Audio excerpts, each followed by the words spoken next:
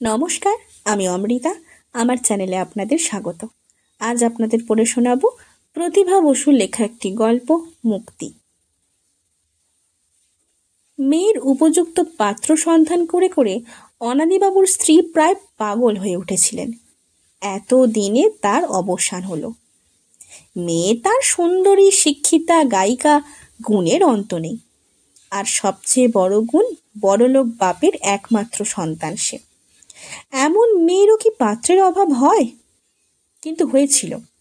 মেয়ের না হলেও মায়ের বিচারে বাংলাদেশে পাত্রের বড়ই আকাল লেগেছিল। অবশেষে ভাবনা তার ঘুচল।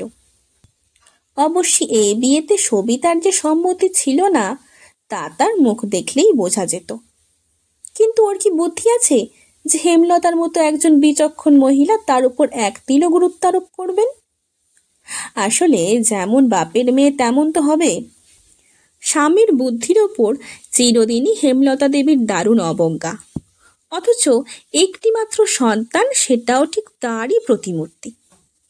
যাক, বাপ মেয়েতে মিলে শেষ পর্যন্ত যে কোনো কেলেঙ্কারি না করে ভালোই ভালোই রাজি হলো, এই যথেষ্ট। এখন দুহাত এক করতে পারলেই শান্তি।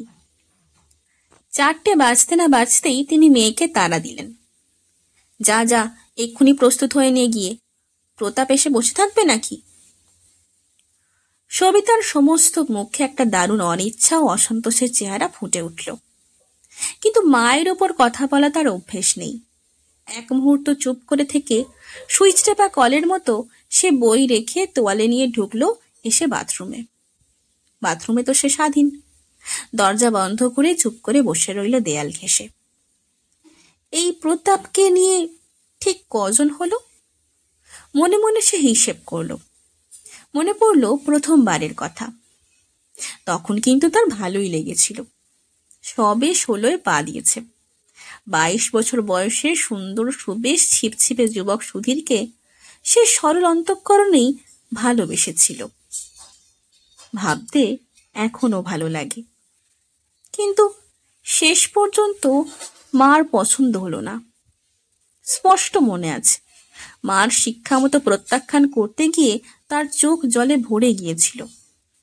কথা বলতে বলতে গলা ভেঙে গিয়েছিল। তবু সে মার ইচ্ছার বাইরে পা বাড়াতে পারেনি। জোর করে বলতে পারেনি নিজের কথা। আর তার ঠিক 6 মাস পরই অবনী পালি তার নলিনাক্ষ রুদ্র একসঙ্গে। দুজনেই মার চোখে সমান প্রতিযোগী। অবনী পালিতের বাপের টাকার খ্যাতি বহুদূর বিস্তৃত, আর নলিনাক্ষ স্বয়ং ICS। শেষ পর্যন্ত অবশ্যই খসল দুজনেই, কেননা দু নৌকায় পা রাখার খাটল না। কিন্তু চিহ্ন রইল অনেক, শরীরে, মনে আর দামি দামি উপহারে। উপহারগুলোই শেষ পর্যন্ত মার সান্ত্বনা হলো। এরপরে সেই চিরলম্পট পান্না সেন। সবিতা শিহরিত হয়ে উঠল সে লোকটার কথা ভেবে। মন থেকে মুছে ফেলতে চাইল সেসব কথা। তারপর ঝর্ণা খুলে দাঁড়ালো নিচে। সমস্ত শরীরে বেয়ে নামলো শান্তির ধারা। টাকা, টাকা, টাকা। হেমলতা দেবীর আর যথেষ্ট মনে হয় না কিছুতেই। কিছুতেই তার সুখ নেই, শান্তি নেই, তৃপ্তি নেই। অবশেষে এই প্রতাপ।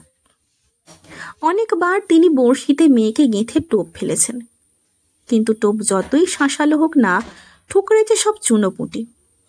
অন্তত তার তাই ধারণা। কিন্তু এই প্রতাপ, কে হিসেব করবে সে কত টাকার মালিক? দুষ্টু লোকে রটায় বটে ওটা অমানুষ। অমানুষ আবার কি? টাকাই পুরুষ মানুষের মনুষ্যত্ব, টাকাই স্ত্রীলোকের সুখ শান্তি। হ্যাঁ, বলবার মতো বটে তার জামাই। কে না চেনে প্রতাপ সিংহের বাবা অমর সিংহ আর তার বাপ দীনদয়াল সিংহকে? কে কবে তল পেয়েছে তাদের 3 পুরুষের টাকার? হেমলতার এতদিনের প্রতীক্ষা সত্যিই সফল হলো। অনাদিবাবু চোখে চশমা এঁটে ভাবতে বসলেন, এটা ঠিক হলো কিনা, এ বিয়েতে সবিতার সম্মতি আছে কিনা। জিজ্ঞেস করতে হবে। হ্যাঁ, জিজ্ঞেস করাই তো উচিত। বিয়ে হচ্ছে তার, ইচ্ছে অনিচ্ছে তো তারই। হেমলতার কি? সভয়ে তিনি একবার চারিদিকে তাকালেন। কে জানে, হেমলতা আবার মনের কথাও শুনে ফেলেন। স্নান করে বেরিয়ে এলো সবিতা। মন তার শান্ত হয়েছে। এতক্ষণ বসে বসে সে চিন্তা করে দেখেছে, সুখ দুঃখ বলে সংসারে কিছুই নাই, সমস্তই মেনে নেয়া আর না নেয়ার প্রশ্ন। প্রতাপকে তার ভালো মনে হয় না, বেশ তো, নাই বা হলো ভালো, তাতে আর কি এসে যায়? বিয়ের পরে মুঠো মুঠো টাকা সে মাকে এনে দেবে, ব্যাস। সুখ কি, সে কিরকম? আর দুঃখটাই বা কিসের? যত সব মনের বিকার। মৃদু হেসে সে লম্বা চুল মেলে দিয়ে অত্যন্ত প্রশান্ত চিত্তে অন্নাদিবাবুর ঘরে এসে দাঁড়াতেই হেমলতা ব্যস্ত হয়ে উঠলেন। এখনো তোর হয়নি? কি আশ্চর্য, প্রায় 15 মিনিট ধরে প্রতাপ এসে বসে আছে। সবিতার মন এতক্ষণে চেষ্টাকৃত সংযমের বাঁধ ছিঁড়ে বেরিয়ে আসতে চাইল, কিন্তু হেমলতার চোখের দিকে তাকিয়ে বাঘের ভয়ে ভীরু হরিণের চকিত গতিতে সে ফিরে এলো প্রস্তুত হতে। প্রতাপ একেবারেই স্বাধীন। মা বাপের বালাই তার অনেকদিন আগেই চুকেছিল। এক পিসি বেঁচেছিলেন আপদ হয়ে, তিনিও প্রায় মাস 6 যাবৎ গত হয়েছেন। এটাও হেমলতার একটা আকর্ষণ। তিনি পছন্দ করেন না মেয়ের স্বাধীনতায় অন্য কোনো গুরুজন অন্তরায় থাকেন। বিবাহের যা কিছু সমস্ত প্রতাপকে একাই করতে হবে। সবিতাকে বলে গিয়েছিল কি কি তার জন্য কিনতে হবে তার একটা লিস্টই করে রাখতে। কথাটা হেমলতার অগোচর ছিল, কাজেই গাড়িতে উঠেই দেখা গেল সেটা সবিতা করেনি। আর প্রতাপের এত তাড়াতাড়ি গাড়ি নিয়ে আসবার কারণই ছিল ওটা। একটু বিরক্ত হয়ে বলল, তোমার দেখছি কিছুই মনে থাকে না, স্মরণ শক্তিটা বোধহয় দুর্বল। হেমলতার অসাক্ষাতে সবিতা একটু আধটু স্বাধীন ইচ্ছায় কথা বলতে চেষ্টা করত। অবশ্যই মায়ের প্রভাব সে সর্বদাই অনুভব করত তার ভীরু মনের মধ্যে, আর তার নির্দেশও সে পালন করত যথাযথভাবে। এবং এসব ক্ষেত্রে মনোরঞ্জনের নির্দেশটাই যে মুখ্য সেটাও সে জানত। তবু মাঝে মাঝে মন তার শক্ত খুঁটি আলগা করবার চেষ্টায় ছটফট করে উঠত। এবার প্রতাপ একটু রসিকতার চেষ্টা করে বলল, তবে তো তোমার একটু চিকিৎসার দরকার দেখছি। বলা যায় না, মনে না রাখাটা যদি সে সেই অভাগার উপর এসে পড়ে। চকিত চোখে তাকালো সে সবিতার মুখের দিকে। সবিতা রসিকতাটা হয়তো হৃদয়ঙ্গম করতে পারল না, অথবা ইচ্ছে করেই অন্যমনস্কতার ভান করে চুপ করে রইল। প্রতাপ বলল, চুপ করে রইলে যে, কি হয়েছে? সবিতা মুখ ফিরিয়ে বলল, কি আবার হবে? কে জানি, তোমার মনের কথা জানবার সৌভাগ্য তো আমার হয়নি কোনোদিন। অত্যন্ত ঘনিষ্ঠ হয়ে এলো সে, চেষ্টা করলো হাত ধরবার। সবিতা তক্ষুনি সরে বসল। আচ্ছা প্রতাপ, কটা দিনই বা আর আছে, অত অধীর হওয়া কি ভালো? অত্যন্ত অসহিষ্ণুভাবে প্রতাপ বলল, এই কথার কোনো মানে হয় না সবিতা। এরকম নিয়মমাফিক সাধ্যি থাকাও নেহাত হাস্যকর। কথাটা ঠিক বিদ্রুপের মতো শোনালো। সাধ্যি বলতে সাধারণত যা বোঝায়, সত্যিই তো সবিতা তার নয়। এ হাত কি আর কাউকে সে ছুঁতে দেয়নি? এই শরীরে কি তার অনেক বিষ লুকিয়ে নেই? নাকি এই প্রণয় ভাষণই সে আর কারো মুখ থেকে শোনেনি? অনেক অসংযম, অনেক অন্যায়, যা করা সত্যিই উচিত নয়, তাও সে অনেকবার করেছে, মায়ের প্রচ্ছন্ন অভিপ্রায়। তবে প্রতাপের বেলাতেই কেন এই হাস্যকর বিতৃষ্ণা? ভাবতে গেলে একমাত্র প্রতাপেরই এসব প্রাপ্য। সে ফাঁকি দেয়নি, সে লামপট্য করেনি। সত্যিই তার টাকা আছে, সত্যিই মা তাকে নির্বাচন করেছে, বিয়ে তাদের সত্যিই হবে। কিন্তু তবু তবু কেন ভালো লাগে না? কেন আর ভালো লাগে না এই অভিনয়? সহসা হাসি মুখে সে নিজের হাত প্রতাপের হাতের উপর রেখে বলল, নাও, হলো? কি আছে হাতের মধ্যে বলতে পারো? তুমি বোঝো না? না। আশ্চর্য। প্রতাপ একটু চুপ করে থেকে বললে, আমার এক এক সময় মনে হয় কি জানো, মনে হয় তোমার কোনো উত্তাপই নেই, তুমি জানো, কলের মানুষ, কে চাবি টিপলো তার অভ্যাস মতো চলতে লাগলে তুমি। হয়তো সেটাই সত্যি। তবে তবে কি চাও তুমি আমার কাছে? প্রতাপ উত্তেজিত হয়ে তাকালো চোখে চোখে। সবিতার ঠোঁট পর্যন্ত একটা জবাব ঠেলে উঠে আবার বুকের মধ্যে মিলিয়ে গেল। মায়ের দুই চোখ ভেসে উঠল তার চোখে। মনে হলো সে চোখ যেন এক্ষুনি ফেটে যাবে ভর্ৎসনার ভারে। ভয়ে সংকোচে সে এতটুকু হয়ে গেল। ভেবে পেল না প্রতাপের মন রাখবার জন্য এরপর তার কি করা উচিত। হু হু করে ছুটল গাড়ি। প্রতাপ আর একটি কথাও বলল না। তারপর নির্দিষ্ট জুয়েলারের দোকানে এসে গাড়ি থামতেই সে লাফিয়ে নেমে দুম করে বন্ধ করে দিল দরজাটা। সঙ্গে সঙ্গে সবিতার বুকের মধ্যে ধক করে উঠল। প্রতাপ কি রাগ করল? 16 থেকে 23 বছর বয়স পর্যন্ত কত গেল কত এলো, সিনেমার ছায়ার মতো। রিলে গাঁথা সেসব ছবি মনের মধ্যে তার কিলবিল করে ফুটে উঠল। এক একটা সম্পর্ক কত কষ্ট করে সে গড়ে তুলেছে, আর কত সহজে তারা ভেঙেছে। প্রতাপ যদি এখন বিয়ে না করে তবে আবার ভাঙবে, আবার ভাঙবে। ভাবতেই সবিতার কান্না পেল। না না, সে আর কিছু চায় না, চায় এর থেকে মুক্তি। আর সে মুক্তির দূত একমাত্র প্রতাপিত। প্রতাপিত তাকে বিয়ে করে মুক্তি দেবে। আর একমাত্র প্রতাপেরই এত টাকা আছে, যা তার মায়ের আকাঙ্ক্ষাকেও ছাপিয়ে যায়। ছলছল করে উঠল সবিতার চোখ। বাধা দিল না সে। মোটা মোটা ফুঁটায় গড়িয়ে পড়তে লাগলো দুই গাল বেয়ে। হঠাৎ লজ্জিতভাবে চোখে রুমাল ঘষে হাসবার চেষ্টা করে বলল, হয়ে গেল। প্রতাপ কখন এসে নিঃশব্দে দাঁড়িয়ে আছে গাড়ির দরজা ধরে। একটু পরই একটা লোক প্রকাণ্ড একটা মখমলের কেস এনে উঠিয়ে দিল গাড়ির মধ্যে। তারপর মাথা নিচু করে প্রতাপকে সম্মান জানিয়ে দাঁড়িয়ে রইল গাড়ি না ছাড়া পর্যন্ত। গাড়ি ছাড়তেই সবিতা বলল, প্রতাপ, আমার যেন কেমন স্বভাব, ঝগড়া না করেই পারি না। তাই বলে কি তুমি আমার উপর রাগ করবে? না, রাগ কিসের? সবিতা এবার তার সমস্ত শরীর এলাহিত করে আবদারের সুরে বলল, কখনো তুমি রাগ করতে পারবে না। সঙ্গে সঙ্গে সে প্রতাপের কাঁধে মাথা ছোঁয়াল। এটি তার অব্যর্থ ভঙ্গি। দেখো সবিতা, প্রতাপ গম্ভীরভাবেই বলল, মেয়েদের সমস্ত ভঙ্গি আমি চিনি। একমাত্র মেয়ে তো তুমিই নও যাকে প্রতাপ সিংহ আজই প্রত্যক্ষ করল।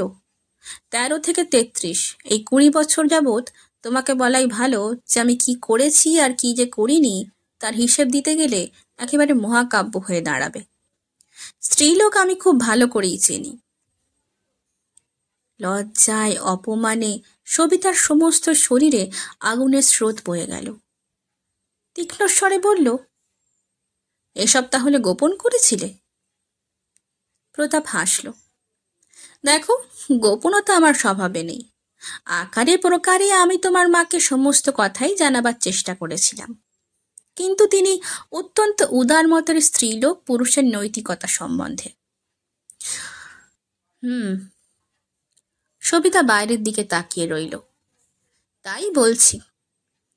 প্রতাপ আগের কথার জের টেনে বলল, আমার মনে হয় আমার সঙ্গে বিবাহ ব্যাপারে তোমার নিজের ব্যক্তিগত কোনো মতামত তুমি খাটাচ্ছ না। অত্যন্ত শান্তভাবে সবিতা মুখ ফিরিয়ে বলল, এতখানি অগ্রসর হবার আগে সুবুদ্ধিটা কাজে লাগালে কি ভালো হতো না? অগ্রসর কি? কোনো অন্যায় ব্যবহার আমি তোমার সঙ্গে আজ পর্যন্ত তো করিনি, তা আমি তোমার সঙ্গে করতে পারি না। একটু থেমে, শোনো সবিতা, বলতে বলতে প্রতাপের গলার স্বর অদ্ভুত বদলে এলো। আমি এখন শান্তি চাই, আর সে শান্তি আমার তোমার মধ্যে। আমার ভালো নেই, মন্দ নেই, একমাত্র তুমি যদি। গাড়িটা খচ করে থেমে গেল। সঙ্গে সঙ্গে প্রতাপ যেন সম্বিত ফিরে পেল। নিজের দুর্বলতা যে কখন কোন পথে আত্মপ্রকাশ করলো এ কথা ভেবে তার দোস্তুর মতো লজ্জা করতে লাগলো। এ তো তার উদ্দেশ্য ছিল না। সিগারেট ধরিয়ে হাসি মুখে বলল, রামো রামো, কি সব বাজে কথা এতক্ষণ কাটলো। কি নামছো না যে? ও, গয়নার দোকানে নিয়ে যায়নি বলে বুঝি অভিমান হয়েছে? না না, এসো লক্ষ্মীটি, শাড়ি কেনা কি পুরুষের কর্ম? সবিতার ইচ্ছা করল না বাদানুবাদ করতে। নিঃশব্দে নেমে এলো গাড়ি থেকে। তারপর সবিতার ইচ্ছায় অনিচ্ছায় পছন্দে অপছন্দে মিলিয়ে এত শাড়ি প্রতাপ কিনল যে তার উদ্দামতায় দোকানিরা পর্যন্ত স্তম্ভিত হয়ে গেল। গাড়িতে উঠে প্রতাপ প্রফুল্ল মুখে বলল, তুমি নিশ্চয়ই ভাবলে যে টাকার দম্ভ দেখাচ্ছি, কিন্তু না, সত্যিই তা নয়। এই নিয়ে আরো অনেকবার আমার শাড়ি গয়না কেনবার দরকার হয়েছে, কিন্তু নিজের স্ত্রীর জন্য তো কখনো কিনিনি। এই কেনাতে যে এত আনন্দ লুকিয়েছিল তা কি আমি জানতুম? সবিতা কথা বলল না। প্রতাপ আবার বলল, স্পষ্ট বুঝতে পারছি তোমার ভালো লাগছে না এসব। তুমি মনের সঙ্গে মিলিয়ে নিতে পারছো না, কিন্তু কি করতে পারি তাও তো ভেবে পাই না। নিজের সুখ যাতে হয় তা আমি এ জীবনে ছাড়িনি। অন্যের সুখ দুঃখ ক্ষয়ক্ষতি কিছুই আমাকে বিচলিত করে না। কি করব বলো? এই আমার স্বভাব। আমি মানুষটাই এমন স্বার্থপর। একটু থেমে, তবে আজকে ঠিক এই মুহূর্তে আমার মনের এমন একটা অবস্থা হয়েছে যাতে মনে হচ্ছে কারো জন্য কিছু করতে পারলে যেন ধন্য হয়ে যায়। যদি তুমি ইচ্ছে করো তাহলে এক্ষুনি এই মুহূর্তে আমি তোমাকে মুক্তি দিতে পারি। আমার মনে হচ্ছে এ বিবাহ একান্তই তোমার মায়ের ইচ্ছায়। প্রতাপ, একটা কথা শোনো। অত্যন্ত শান্ত ভঙ্গিতে মটরের পিঠে হেলান দিয়ে বসে ততোধিক শান্তভাবে সবিতা বলল, আমাকে তোমার অতীত জীবন শুনিয়ে লাভ আছে? এ কথা আর না তোলাই ভালো। গুনে দেখো, মাত্র আর 4 দিন আছে মাঝখানে। এখন আর কোনো হাঙ্গামা বাঁধিও না। দয়া করে আমাকে স্থান দাও তোমার ঘরে। এর বেশি কোনো আকাঙ্ক্ষা, কোনো ইচ্ছা আর আমার নেই। এর উত্তরে প্রতাপ কিছু বলবার আগেই ড্রাইভার মুখ ফেরালো। সাব, চা পিনে গো জায়গা যাবে? তোমার ইচ্ছে হলে চলো, সবিতা বলল। থাকগে, নেই, তোম যাও আলিপুর। অনাদিবাবু আলিপুরে থাকেন। হেমলতা দোতলার বারান্দায় দাঁড়িয়ে অপেক্ষা করছিলেন। তাদের আসতে দেখেই ঝুঁকে বললেন, তোমরা এরই মধ্যে চলে এলে? প্রতাপ নেমে হাত ধরে নামালো সবিতাকে। তারপর হাসি মুখে উপরের দিকে তাকিয়ে বলল, হ্যাঁ, শিগগিরই হয়ে গেল। বলতে বলতে সে আবার উঠে বসলো গাড়িতে। এ কি, তুমি নামবে না? সবিতা আশ্চর্য হয়ে জিজ্ঞাসা করল। না, ভালো লাগছে না। সে কি কথা? সবিতার মুখে উদ্বেগের ছায়া পড়ল। হেমলতা দেবী উপর থেকে ওদের কথা শুনতে পাচ্ছিলেন, কিন্তু বুঝলেন প্রতাপ চলে যেতে চাইছেন। ডাকলেন, সবি। উপরের দিকে চোখ তুলতেই তিনি প্রতাপকে ধরে রাখার ইঙ্গিত জানালেন। তৎক্ষণাৎ কলের মতো সবিতা বলতে লাগলো, না না, সে হয় না, তোমাকে নামতেই হবে। চা খাবে না? প্রতাপ হাসল। দুই চোখে অদ্ভুত এক তিরস্কার বিচ্ছুরিত হলো তার। তারপর কিছু না বলেই মুখ ফিরিয়ে নিল ওই জানলায়। ড্রাইভার গাড়িতে স্টার্ট দিল। মুহূর্তে গাড়ি অদৃশ্য হয়ে গেল সবিতার চোখের উপর। এবারে নেমে এলেন হেমলতা দেবী। অত্যন্ত ব্যস্তভাবে বললেন, সে কি রে, প্রতাপ চলে গেল কেন? কিছু বলিসনি তো? চারিদিক তাকিয়ে, কই কিছু যে দেখছি না, কেনাকাটা হয়নি? হয়েছে। কোথায় সেসব? একটু উদ্ধতভাবে সবিতা বলে উঠল, কি জানি? আমি জানি নে, বলেই থতমত খেয়ে গেল। মায়ের সঙ্গে ওভাবে কথা বলা তার অভ্যেস নয়। ভয়ে সে চুপ করে গেল। জানি না মানে? হেমলতা ভ্রুকুটি করলেন। সবিতা ঢোক গিলল। ভুলে গেছে বোধহয় রেখে যেতে। মা, কি বলবো? সহসা সবিতা মায়ের মন জয় করবার পথটা যেন খুঁজে পেল। এত কাপড় আর গয়নাও কিনে এনেছে আমার জন্যে যে তা দিয়ে বেশ বড় রকমের দুটো দোকান খোলা যায়। চকিতে হেমলতার মুখের ভাব বদলে গেল, কিন্তু ঠাট বজায় রেখে বললেন, আচ্ছা আচ্ছা, সে হবে খন, উপরে চল। পরের দিন সকালবেলা হেমলতা দেবী প্রতাপের আশায় ছটফট করে কাটাতে লাগলেন। জিনিসপত্রগুলো না দেখা পর্যন্ত যেন তার মন শান্ত হতে পারছিল না। সমস্ত প্রতীক্ষা ব্যর্থ করে সারাটি সকাল কাটল তার। প্রতাপ এলো না। ব্যগ্র হয়ে মেয়েকে জিজ্ঞাসা করলেন, হ্যাঁ রে, কালও এলো না, আজও এলো না, রাগ টাগ করেনি তো? না, রাগ করবে কেন? বিকেলে নিশ্চয়ই আসবে। অনাদিবাবু চা খাচ্ছিলেন। সময়ে অসময়ে চা খাওয়া তার অভ্যেস। বললেন, নাই বা এলো একবেলা, অত অস্থির হবার কি হয়েছে? চুপ কর তো তুমি। হেমলতা অস্বাভাবিক জোরে ধমকে উঠলেন। মনের বেগটা বেরুবার যেন একটা গতি পেল।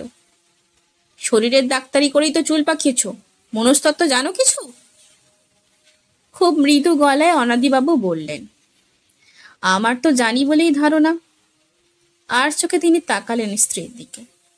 যদি জানতে তবে নাকে চশমা এঁটে অহরাত্রি কেবল বই ঘেটেই দিন কাটাতে পারতে না। আমি হয়রান হয়ে গেলাম মেয়েটার বিয়ে নিয়ে, আর তুমি কি করেছো? আমি যে কিছুই করিনি সেটাই তো আমার মনস্তত্ত্বের জ্ঞানের পরিচয়। যাও যাও। হেমলতা বিরক্ত হয়ে উঠে গেলেন। প্রতাপ কিন্তু বিকেলেও এলো না, পরের দিন সকালেও না। বিকেলের দিকে হেমলতা ফোন করলেন। প্রতাপকে পাওয়া গেল না। সবিতার মনেও যথেষ্ট উদ্বেগের ছায়া পড়েছিল। তার চোখে মুখেই সে কথা ছড়ানো। পরশুদিন তাদের রেজিস্ট্রেশন, অথচ প্রতাপের হলো কি? পরের দিন রবিবার। বন্ধু বান্ধবের আনাগোনা, শুভেচ্ছা জ্ঞাপনের পালা সমস্তই আরম্ভ হয়ে গেল। কিন্তু প্রতাপ এলো না। বিয়ে হচ্ছিল খুব ঘটা করি। একমাত্র মেয়ে হেমলতার, বিয়ে হচ্ছে রাজপুত্রের সঙ্গে। এ কথা আত্মীয় স্বজন, বন্ধু বান্ধব, চেনা অচেনা কাউকে বলতেই হেমলতা বাদ দেননি।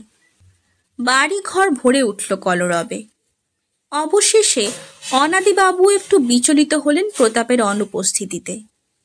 তার জীবনে জ্ঞান তো এমন রবিবার কখনো যায়নি যেদিন তিনি উপাসনা ভুলে অন্য কাজে মন দিয়েছেন। কিন্তু সেদিন তার ব্যাঘাত হলো। তিনি মন্দিরে না গিয়ে গেলেন খিদিরপুরে প্রতাপের বাড়ি। বিরাট বাড়ি, কোথা দিয়ে যে কোনখানে ঢুকবেন যেন দিশে পেলেন না।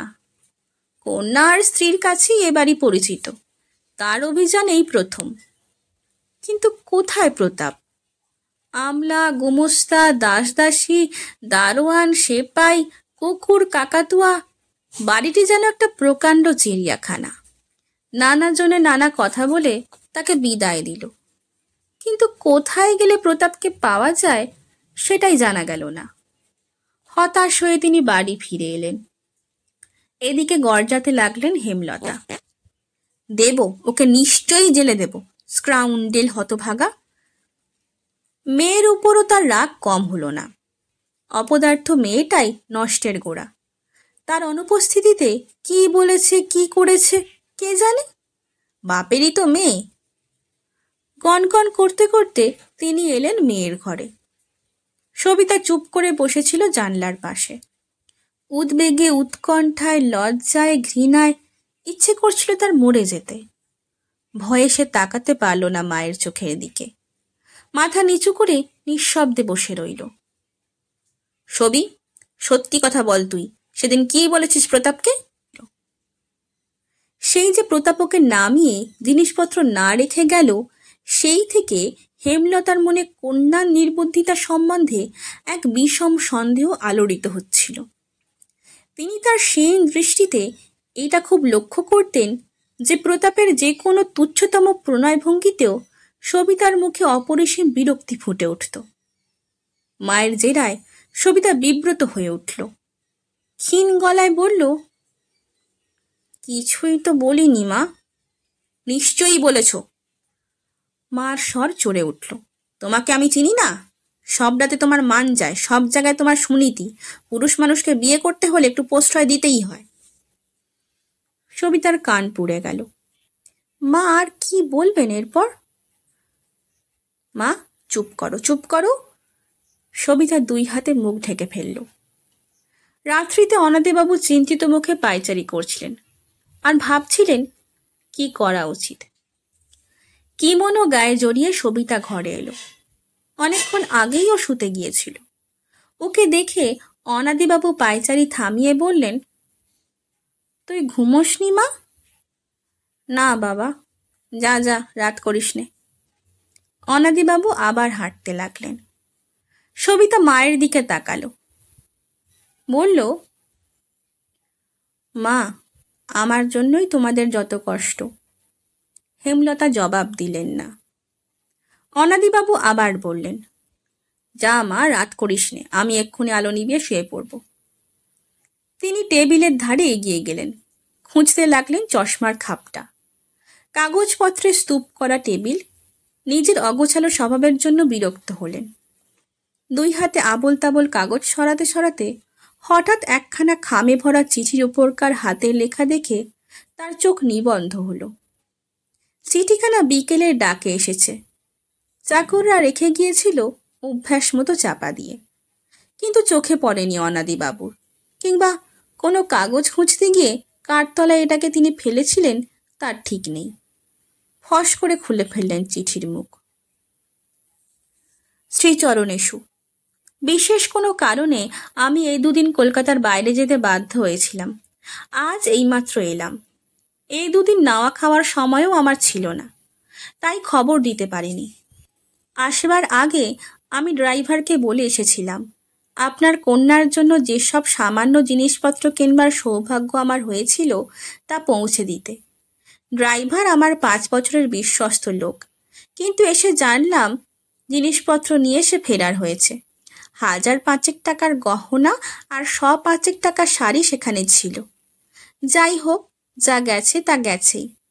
ভবিষ্যতে আপনাদের দয়ার যে মূল্য আমি পাবো বলে আশা করছি, তার আনন্দের কাছে এই জিনিস কেন, আমার সমস্ত জীবনও অতি তুচ্ছ। তবে আমার মতো দুর্ভাগার অদৃষ্টে বিধাতার এত আশীর্বাদ হয়তো নেই।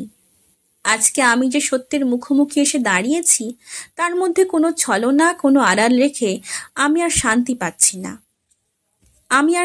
পাচ্ছি না। পাপ পুণ্য জানি নে, তবে আজ মনে হচ্ছে এই কথা স্বীকার না করলে অন্যায় হবে যে আপনারা আমাকে যা ভেবে কন্যার যোগ্য বিবেচনা করছেন, আমি তা নই। এমনকি আমার বাড়িটি পর্যন্ত এখন দেনার দায়ে বাঁধা। মায়ের অজস্র গহনা বিক্রি করে করে এতদিন তবু চলছিল, কিন্তু তার শেষ গহনাটির বিনিময়েই সেদিন আমি সবিতার জন্য কিছু কিনেছিলাম। এই গহনাটি আমার মায়ের একান্ত সাধের ছিল। এটি তিনি তার পুত্রবধূর জন্যই সযত্নে তুলে রেখেছিলেন। আমি তার সেই অন্তিম ইচ্ছাই পূরণ করতে চেয়েছিলাম। বাকি আরও 5,000 টাকা ছিল তা থেকে। সে টাকা আমি সবিতাকে দিলুম। যদি আমাকে আপনারা ত্যাগ করেন, তবু এই সামান্য টাকাটা গ্রহণ করে আমাকে চিরবাধিত করবেন। আপনি মহৎ, আপনি আমাকে দয়া করুন, ক্ষমা করুন। আপনার দয়ার ওপর নির্ভর করছে আমার সমস্ত জীবন। হতভাগ্য প্রতাপ। চিঠি পড়া শেষ করে অনাদিবাবু কতক্ষণ স্থির হয়ে রইলেন। তারপর যেন ভেঙে দুখানা হয়ে বসে পড়লেন চেয়ারের উপর। হেমলতা এতক্ষণ ভদ্রতা করে ধৈর্য ধরেছিলেন। ভদ্র হবার একটা ভান ছিল তার। এবার প্রায় ছোঁ মেরে স্বামীর শিথিল হাত থেকে টেনে নিলেন চিঠিটা। চোখের দৃষ্টি প্রখর করে ঊর্ধ্বশ্বাসে পড়তে লাগলেন। পড়তে পড়তে তার নাসারন্ধ্র স্ফীত হয়ে উঠল। নিঃশ্বাসের ঘনতা বাড়ল। পাউডারের প্রলেপ ছাপিয়ে বার্ধক্যের রেখাগুলো স্পষ্ট চেহারা নিল। অসম্ভব উত্তেজিত হয়ে তিনি খাট থেকে নামলেন। চিঠিটাকে দুমড়ে মুচড়ে এইটুকু করে ফেললেন হাতের মুঠোয়। বেগে হেঁটে গেলেন দরজার কাছে। মনে হলো অপরাধীকে বুঝিয়ে এক্ষুনি খুন করতে বেরিয়ে যাবেন, কিন্তু ফিরলেন। ঘরের মাঝামাঝি এসে স্তম্ভিত ভঙ্গিতে দাঁড়িয়ে থাকা মেয়ের মুখোমুখি দাঁড়ালেন স্থির হয়ে। ডেলা পাকানো চিঠিটা ছুঁড়ে মারলেন তার দিকে। বোধহয় মেয়ের উপরই এক বিজাতীয় ক্রোধে ফেটে গেলেন তিনি। সবিতা চিঠিটা কুড়িয়ে নিয়ে এক পা দুপা করে আস্তে আস্তে বেরিয়ে এলো ঘর থেকে। হেমলতা নিজেকে আছড়ে ফেললেন বিছানায়। আশাভঙ্গের দুঃখে ব্যর্থতায় ফুলে ফুলে উঠতে লাগলেন রাগে আর কান্নায়। খসখসে গলায় বলতে লাগলেন, স্ক্রাউন্ডেল, রোগ, প্রবঞ্চক, প্রতারক, মিথ্যাবাদী, আমি দেখে নেব, আমি কেস করব, আমি হাজতে দেব তোকে। গলা তার কেঁপে কেঁপে ক্রমশই উঁচু পর্দায় উঠতে লাগলো। ততক্ষণে নিজের ঘরে এসে চিঠিটা আদ্যপান্ত দুবার করে পড়ল সবিতা। শেষে চুপ করে দাঁড়িয়ে রইল জানালা ধরে। প্রতাপের অনেক দিনের অনেক কথার, অনেক ব্যবহারের অনেক অর্থ যেন মুহূর্তে উদ্ঘাটিত হয়ে গেল তার কাছে। যে প্রতাপকে 3 মাস ধরে দেখেছিল সে, আজকের প্রতাপের সঙ্গে যেন আর মিলল না তার। মনে করতে পারল না একদিন এতটুকুও অশালীন ব্যবহার সে পেয়েছে কিনা তার কাছ থেকে, যার জন্য সর্বদাই সবিতা শঙ্কিত থেকেছে, বিরক্ত থেকেছে। বরং সবিতাই কোনো দিন মায়ের প্রচ্ছন্ন অভিপ্রায়ে এমন সব ভঙ্গি করেছে যার একমাত্র জবাব ছিল তাকেই প্রতাপের ভেঙে চুরে দুমড়ে মুচড়ে সমস্ত শরীরে অশুচি করে দেওয়া। কিন্তু প্রতাপ নিঃশব্দে উঠে চলে গেছে তাদের নির্জন ড্রয়িং রুম থেকে, যে ড্রয়িং রুমের দরজা ভেজানো থেকেছে, যে ড্রয়িং রুমে তৃতীয় ব্যক্তিকে ঢুকতে না দিয়ে আড়ালে আড়ি বেঁধে থেকেছেন হেমলতা। সহসা একটা অনির্দেশ্য মমতায়, ভালোবাসায়, করুণায় হৃদয়টা কানায় কানায় ভরে উঠল। মনে পড়ল প্রতাপের মুখ। সে মুখ চোখে দেখে কোনোদিন এত সুন্দর মনে হয়নি সবিতার। আজ ভেবে দেখল অন্তরে যা অঙ্কিত আছে তার কোনো তুলনা নেই। কিন্তু সেই মানুষকে তো আর কখনো দেখতে পাবে না সে, কখনো না, কোনো দিনও না।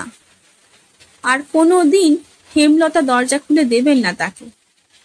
তবে তবে কি হবে? আবার কি অন্য কেউ আসবে? আবার চলবে অভিনয়? আবার নতুন করে বালির বাঁধ? না না, অসম্ভব, অসম্ভব। আলো নিভিয়ে শুতে গিয়েও শরীরে মনে অস্থির হয়ে সবিতা উঠে দাঁড়ালো। পা দুটো যেন শক্ত হয়ে মাটিতে গেঁথে গেল। কিন্তু এ পা তাকে তুলতেই হবে এখান থেকে, হেমলতার বাড়ি থেকে, এই 4 দেওয়ালে দম বন্ধ করা কুৎসিত ঘৃণিত আবহাওয়া থেকে মুক্তি চাই, মুক্তি। একান্ত অশান্ত পদক্ষেপে তারপর কখন যে দরজা খুলে বেরিয়ে এলো রাত 10টার জনহীন পথে কেউ জানতে পারল না, নিজেও বুঝল না। রাত্রির দিকে তাকিয়ে একটু থমকালো, কিন্তু ভয় কি? এই তো আকাশের তলা, বাতাসের গান, আর তারপর আলিপুর থেকে খিদিরপুর, আর কতটুকু পথ। শুনছিলেন প্রতিভা বসুর লেখা একটি গল্প, মুক্তি। গল্প পাঠ কেমন লাগছে তা আমাকে কমেন্টের মাধ্যমে জানান। যদি ভালো লাগে তবে লাইক, শেয়ার এবং সাবস্ক্রাইব করে পাশে থাকবেন। ধন্যবাদ, নমস্কার।